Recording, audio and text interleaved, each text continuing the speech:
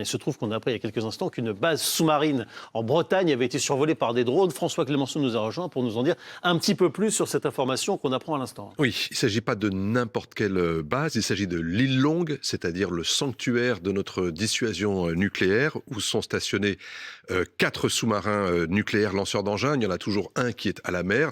Il peut y en avoir 2 ou 3 autres qui sont en cale à ce moment-là. C'est le QG de la force océanique stratégique, c'est-à-dire celle qui permet d'assurer en permanence le fait de pouvoir riposter à toute menace.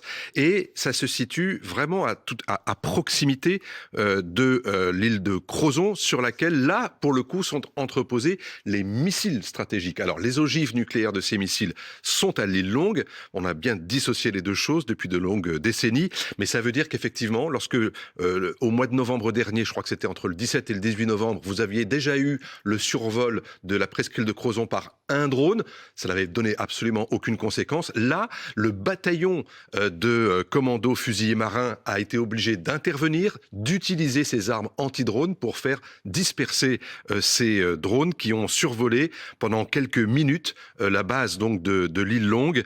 C'est très préoccupant parce que effectivement, ce sont des incidents, des provocations qui se répètent. Pas plus tard que cette semaine, mardi soir, le vol du président Zelensky qui se dirigeait de Paris vers Dublin, où il allait en visite, avait 5 minutes d'avance par rapport à 4 drones militaires qui sont arrivés sur l'un des points du couloir aérien qu'il devait emprunter pour pouvoir atterrir à Dublin.